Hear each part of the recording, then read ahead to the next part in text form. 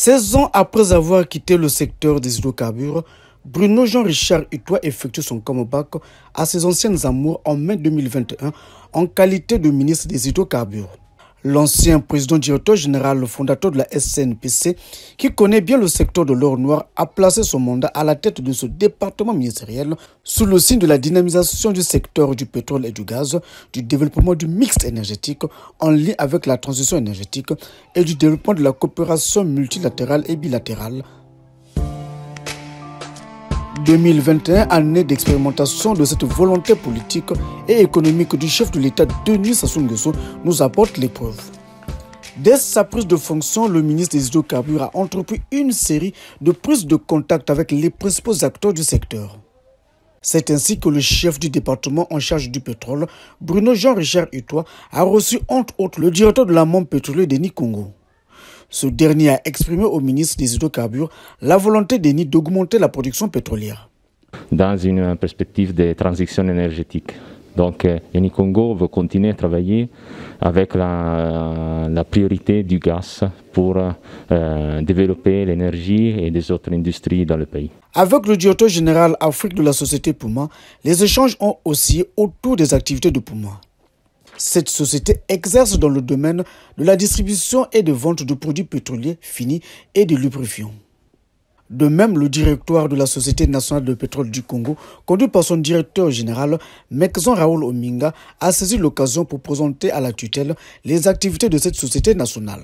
Après les acteurs de l'amont pétrolier, le ministre des hydrocarbures Bruno Jean-Richard Utois a pris langue avec les responsables de l'aval pétrolier, dont la SNPC Distribution, Total Distribution, l'Agence de régulation de l'aval pétrolier, SLOG et FACU Congo. Face à ces responsables, Bruno Jean-Richard Utois a rappelé sa vision de zéro pénurie des produits pétroliers finis. L'État et le gouvernement sont les premiers à vivre et à devoir gérer ces contre-performances. Elle s'appelle pour l'État congolais, pour le gouvernement, le déficit. Et donc avoir à financer de façon presque structurelle un déficit important d'un sous-secteur marchand, eh bien c'est une très très lourde charge que par exemple nos partenaires techniques financiers, en tête desquels le Fonds monétaire, ne comprennent pas. Ces contre-performances s'appellent des pénuries qui pour l'instant caractérise là où l'aval pétrolier est présent.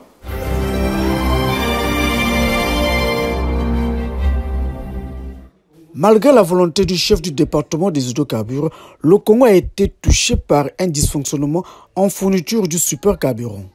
Devant l'urgence, Bruno Jean-Richard Utois a convoqué une réunion de crise avec tous les acteurs de la chaîne de distribution des produits pétroliers finis. Nous allons nous engager à ce que la pénurie ne soit plus quelque chose que l'on va vivre. C'est tolérance zéro pour la pénurie. Nous avons mis en place un dispositif de travail, avec un groupe de travail sur l'aval pétrolier, qui doit nous proposer toutes les mesures institutionnelles, légales, réglementaires, financières s'il le faut, organisationnelles, pour que désormais la pénurie ne fasse plus partie du paysage congolais. À la suite des entretiens avec les responsables de l'aval pétrolier, le chef du département des hydrocarbures a procédé à la visite des installations de mise en bouteille du gaz à FACU Congo et à la Société congolaise de gaz et de pétrole liquéfié. Je suis heureux de voir que des Congolais se lancent dans l'industrie. Notre rôle à nous est de fixer les règles, c'est ce que nous allons nous dépêcher de faire. Ce ne sera pas des épées de Damoclès, ce sera dans le cadre de partenariats, public-privé comme on dit, où chacun devra apprendre rapidement à s'adapter, donc on laissera le temps pour ça.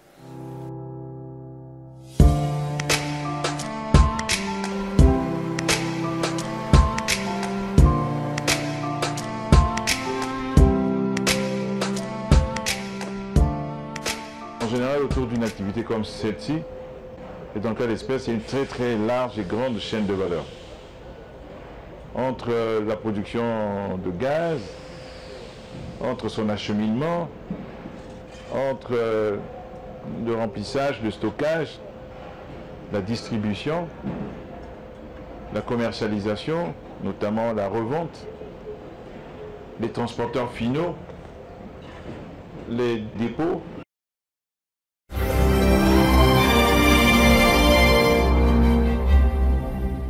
Sous le leadership du ministre Bruno Jean-Richard Utois, le Congo a fait un grand pas en 2021 dans la coopération dans le domaine des hydrocarbures. La première visite d'État au Congo du 23 au 25 août du secrétaire général de l'OPEP, Mohamed Bakindo, est la parfaite illustration de cette coopération.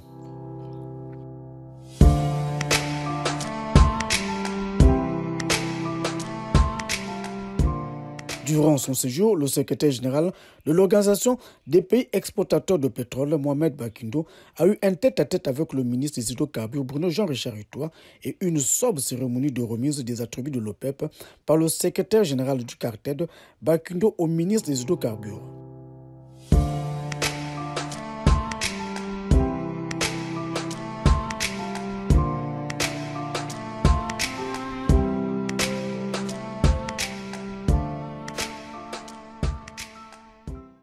De ce geste, l'on retiendra que le Congo, par le biais de son ministre des hydrocarbures, Bruno Jean-Richard Utois, assure dès le 1er janvier 2022 la présidence de la conférence ministérielle de l'OPEP pour une durée d'1 an. Le futur président de l'OPEP et son hôte ont par la suite visité le siège de l'Organisation de producteurs de pétrole africain, APO en sigle, ainsi que le siège de la Société nationale de pétrole du Congo, SNPC. La visite d'État du secrétaire général de l'OPEP au Congo a aussi été marquée à Brazzaville par les séances de travail avec le président du Sénat, Pierre Ngolo, du bureau de l'Assemblée nationale sous l'autorité du président de l'Assemblée nationale, Isidore Mvuba, et également avec le premier ministre chef du gouvernement, Anatole Koliné Makosso. Cette visite a été ponctuée par une conférence de presse co-animée par Bakindo et Utois. Ce sera une présidence symbolique parce que au moment où le Congo prendra la présidence, nous aurons terminé un cycle de 60 ans et nous pourrons repartir maintenant dans un nouveau cycle de 60 ans. Au-delà du fait que c'est le Congo qui prenne la présidence, c'est aussi l'Afrique qui prend la présidence. L'année prochaine, on espère que nous allons commencer à sortir des conséquences désastreuses pour l'ensemble du monde du Covid et de leur impact sur les ressources naturelles. Le pétrole sera au cœur des sujets en fonction de l'évolution de la maladie. Et c'est le Congo qui devra porter la voix de l'OPEP pendant ce moment-là. L'année prochaine sera sûrement un moment important de discussion sur les changements climatiques, les dérèglements climatiques et notamment le lien entre l'environnement et les énergies d'origine fossile.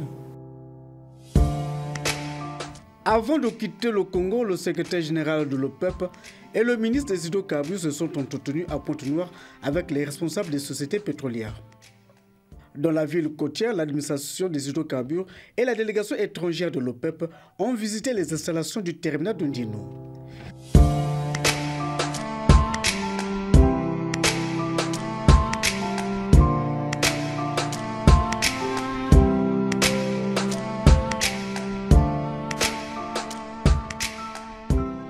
Mettant à profit son séjour ponténégrin, le ministre a visité deux structures sous tutelle telles que la Congolaise de raffinerie, Coraf en sigle.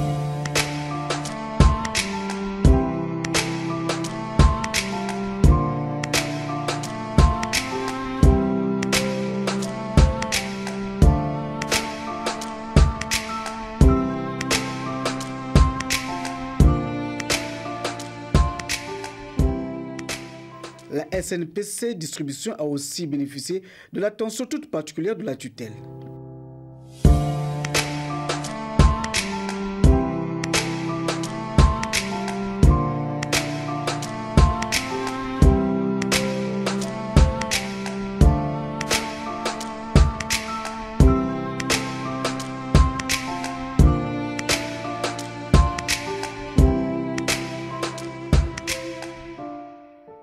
L'autre segment, objet de la visite du ministre Bruno Jean-Richard Utois, a été la plateforme MKB Mengo Kundi Bindi.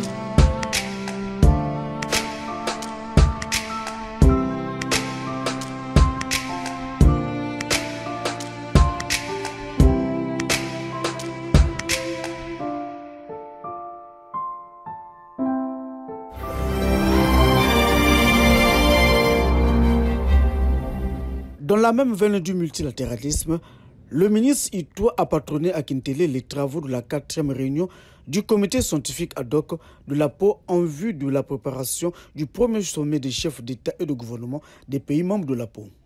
Les travaux préparatoires du comité scientifique ad hoc, qui s'étendront sur 2 jours, ont donc pour objet de poser les bases du sommet des chefs d'État et de gouvernement des pays membres de l'APO et seront articulés autour des axes suivants.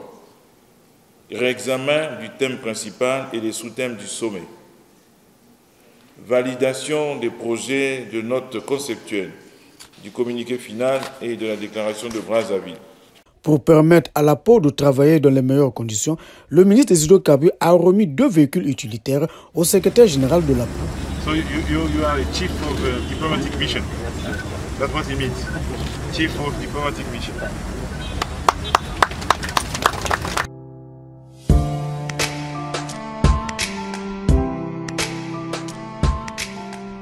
Au niveau international, le ministre des Hydrocarbures a pris part à la réunion sur le pétrole et le gaz organisée par l'Angola. S'exprimant en anglais, Bruno Jean-Richard Ito a exprimé les ambitions du Congo. Nous avons été invités particulièrement à participer à un panel qui portait sur l'intégration régionale en matière de pétrole et gaz. Comment faire en sorte de collaborer mieux, permettre à nos économies de bénéficier de l'extraordinaire concentration de production de pétrole qui est en Afrique centrale. Nous avons comme pays producteurs l'Angola, le Congo, le Gabon, le Cameroun, la Guinée équatoriale, le Tchad, la RDC. Une telle concentration devrait nous emmener à mettre à profit des activités intra-africaines, favoriser le commerce intra-africain. J'ai dit à l'audience que je pense que nous pourrions proposer un programme, un plan africain de la vente du gaz.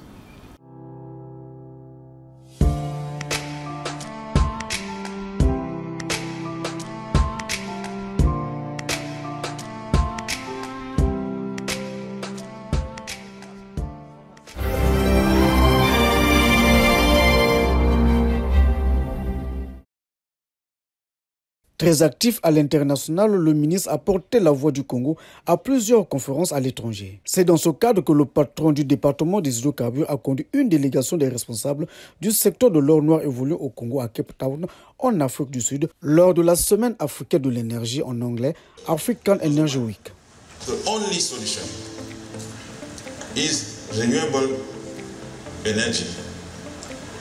But renewable energy, the most important potential in the world is where? Is in Africa.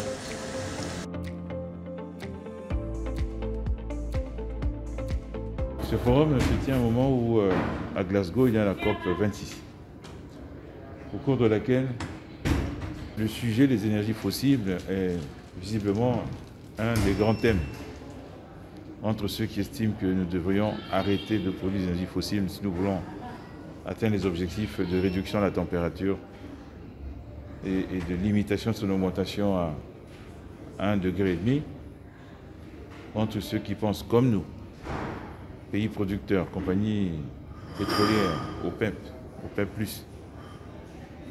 que sans les énergies fossiles, nous ne pourrons pas répondre aux besoins en énergie du monde, que ce soit les besoins liés à la croissance économique ou les besoins des populations, ce que nous appelons lutter contre la pauvreté énergétique. Les chiffres indiquent que 600 millions d'Africains n'ont pas accès à l'énergie propre et moderne, et 900 millions d'Africains n'ont pas accès au gaz liquide.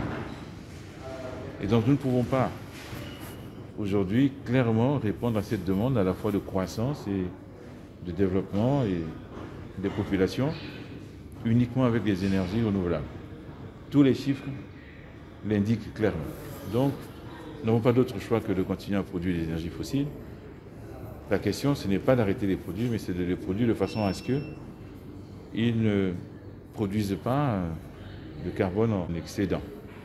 Le séjour de travail du patron du département en charge des hydrocarbures a aussi été marqué par la participation aux grandes assises en Asie, notamment en Arabie Saoudite, où le ministre a pris une part active à la conférence sur le gaz.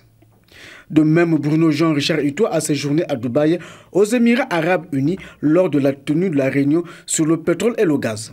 Dans le cadre de la coopération bilatérale, le Congo et la Guinée équatoriale ont organisé à Brazzaville la première édition du CEMAC Business Energy Forum. Ce forum, placé sous la ferrure du Premier ministre chef du gouvernement, Anatole Koliné Makosso, a connu la participation du ministre guinéen en charge du pétrole. J'aimerais encourager cette initiative qui vont aider la CEMAC, l'initiative du pipeline de la CEMAC qui devait être déjà faite depuis longtemps. Et les initiatives comme l'initiative de la CEMAC verte, c'est quoi? C'est l'initiative pour réduire notre dépendance sur le gaz raffiné pour utiliser plus le gaz naturel liquéfié et le gaz du pétrole liquéfié.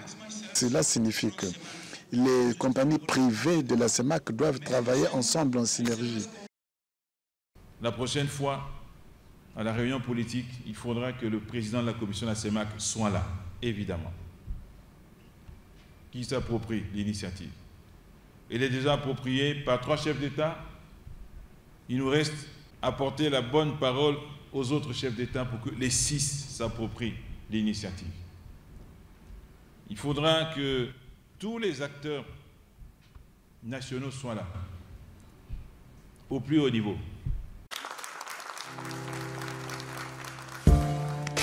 La conférence CEMAC Business Energy Forum est une bien louable initiative, en ce sens qu'elle permettra aux différentes parties prenantes du secteur de l'énergie que vous représentez ici de mener de fructueuses réflexions interactives en vue d'arrêter des positions et d'élaborer des stratégies concertées des pays membres de la CEMAC en matière de production et de consommation d'énergie. Au cours de l'année écoulée, le ministre des Hydrocarbures et ses partenaires, les sociétés pétrolières, ont régulièrement organisé les réunions des prix. Ces réunions qui se tiennent chaque trimestre visent à déterminer la fiscalité pétrolière. Sous le mandat du ministre Itoa, le format des réunions des prix de bruts produits en République du Congo a évolué. Ce que nous disons aux compagnies pétrolières, c'est que c'est le moment d'augmenter la production très vite. Nous les incitons à faire des investissements pour ça. Ça signifie de l'exploration, des puits, des plateformes, de façon à ce que nous ayons une production additionnelle, couplée à des prix meilleurs. Cela devrait nous permettre d'avoir des ressources dont nous avons besoin.